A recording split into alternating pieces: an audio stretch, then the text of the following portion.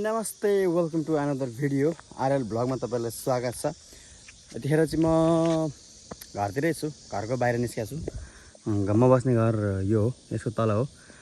यो चाहिँ अब गाउँ भन्ने कि कोरिया भन्ने कि खोरिया भन्ने हैन, म कोरियामै हो तर कोरियाको गाउँमा छु।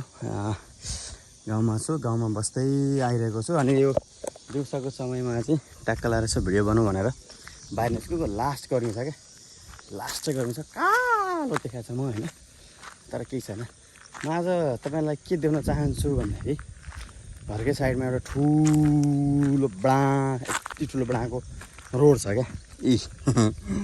रोड छ हैन, तर रोडमा गाडी कुद्दैन क्या।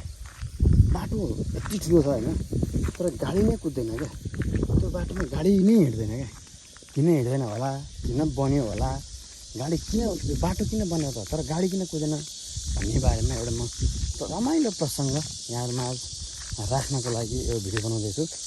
र यहाँले आरएल भ्लग यहाँले हेर्दै हुनुहुन्छ, भिजिट गरिरहनु भएको छ। आजभोलि 2-4 भ्युज भए पनि बढिरहेको छ हैन। खुसी छु, आभारी छु आफै हेरिरहनु भएको छ। र यस्तै बिस्तारै यहाँमा चाहिँ अलि राम्रो भिडियोहरू, केही सन्देशमूलक भिडियोहरू पनि ल्याउने मेरो प्रयासलाई यहाँहरूले सपोर्ट पक्कै गर्नु होला। र भन्दै म भिडियोमा ठ्याक्कै रोडमा आइपुगिसकेको छु हैन। बाटो हेर्छु, यति ठुलो हाइवेमा छु नि म। त्यहाँ माथि थिएँ भने अहिले यहाँ तल झरिसकेको छु। यति ठुलो हाइवेमा छु, यति ठुलो बाटोमा छु। यहाँ कुनै पनि चाहिँ छैन क्या। यहाँ के अरे बाटो एउटा पनि चाहिँ कुद्दैन। ढङ्गढङ्ग आफू सुते पनि, ओछ्यान लाएर सुते पनि, मजाले सुते पनि केही हुन्न। यहाँ बाटो बिचमा मजाले बिचमा हिँड्न सकिन्छ हैन। घाम छ, ठुलो चर्को घाम छ। चर्को घाममा बाटो पनि ठुलो छ हैन, पसिना आइरहेको छ। तर भिडियो बनाउन मन लाग्यो। यो बाटो चाहिँ किन बन्यो होला भन्ने प्रश्न मलाई पनि छ, तर आफैले प्रश्न गरेर आफैले उत्तर खोज्ने प्रयास गरिरहेको छु। पुरै बिच बाटोबाट हिँडिरहेको छु म हैन। बाटोमा कुनै पनि सवारी साधनहरू चलेको छैनन्। जङ्गलको छेउ छ, तलतिर समुद्रको छेउ पनि छ। गाउँघरको बाटो, गाउँघरको एउटा ठाउँमा छु। गाउँघरको चाहिँ आफ्नै गाउँको झल्को दिने ठाउँमा बस्दै आइरहेको छु हैन। त्यही भावनाले पनि रमाइलो लागिरहेछ। गाउँको ट्याक्क फोन गऱ्यो बुवा आमालाई, हेलो के छ भनौँ।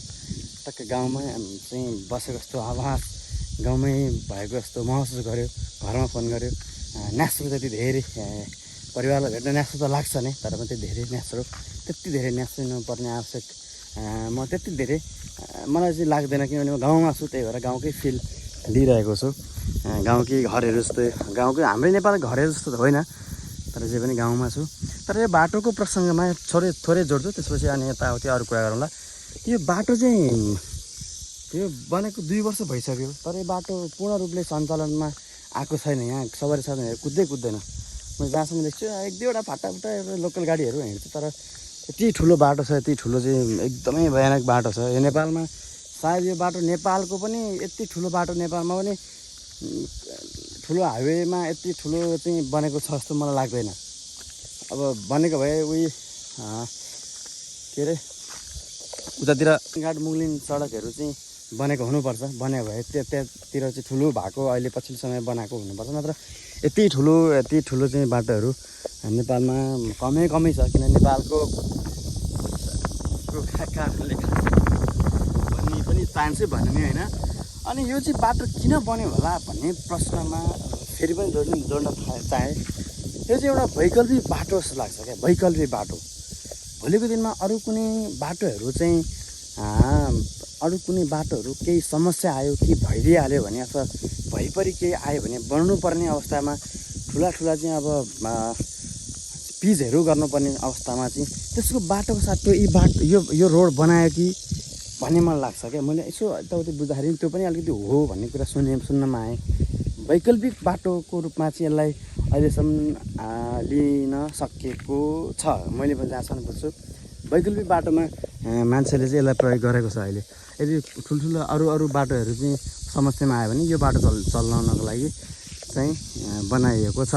अब यस्तो नेपालमा यस्तो छैन, के गर्नु। नेपालमा अब वैकल्पिक नै सैपल्ली अब भएको बाटो त पुरै त्यो बिगारेर ढोक्ने बनाउँदैनन् होइन। बिग्रिन्छ बाटो तर बनाउँदैनन्।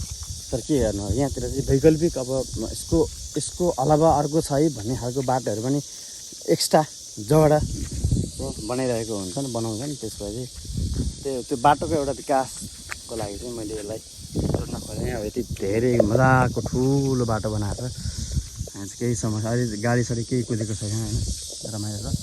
अब यसो जङ्गलको प्रसङ्ग पनि जोडौँ। एकदमै जङ्गललाई चाहिँ कोरियाले धेरै प्राथमिकतामा राख्छ। जहिले पनि जङ्गल चाहिँ हाम्रो सम्पत्ति हो, यो प्रकृतिको सम्पत्ति जङ्गल हो, त्यो जङ्गल हामी सबैको साझा हो भन्ने उद्देश्यले जङ्गललाई चाहिँ एकदमै सुरक्षित बरु अझै मिलाएर राम्रो, अब यो जङ्गलहरूको घाँसहरू, भुइँ घाँसहरू पनि काटेर चाहिँ बरु ठुल्ठुला रुखहरू रोपेर एकदमै राम्रो बनाउँछ। तर नाच्ने काम चाहिँ कोरियाको अधिकांश जस्तोसुकै ठाउँहरूमा पनि जङ्गललाई चाहिँ पहिलो प्राथमिकतामा राख्दो रहेछ यिनीहरूले भन्ने मैले जहाँ सम्झेँ। हाम्रो नेपालमा चाहिँ त्यस्तो अलिकति पछिल्लो समयमा छ, तर पहिला चाहिँ त्यति धेरै जङ्गलहरूलाई संरक्षण गर्ने चाहिँ धेरै निकायहरू अलिकति खुकुलो थियो, कमजोर थियो। तर अहिले भने अलिक पछिल्लो समयमा सामुदायिक वन बनाएर चाहिँ समुदायले चाहिँ हेर्ने काम गरिरहेको छ। नेपालमा पनि ठिकै छ, तर यहाँ चाहिँ सरकारले अथवा सामुदायिक वन पनि होला, सामुदायिक वन नामक यहाँलाई संरक्षण गरेको हुनसक्छ। यस्तो चाहिँ छ एकदमै के अरे कोरियामा चाहिँ वन जङ्गललाई चाहिँ बढी प्राथमिकता दिन्छ। र वैकल्पिक बाटोमा यता अर्को बाटो पनि खोलेको रहेछ, मैले देखेकै छैन। बाटोमा तलतिर सानो बस्तीहरू यताउति भएको खण्डमा यहाँ यो बाटो चाहिँ यतातिर छोड्ने रहेछ। बल्ल देख्दैछु अहिले बाटोको प्रसङ्गलाई लिएर एउटा भिडियो बनाउन पाएँ, यहाँलाई देखाउन पाएँ, जानकारी दिन पाएँ। यहीँबाट नजिकै छ समुद्र, कोरियाको ठुलो समुद्रहरू यो खेङसाङ नामदो स्थितमा पनि अवस्थित छ। म यतैतिर छु, त्यही भएर देखाउन पाइरहेको छु।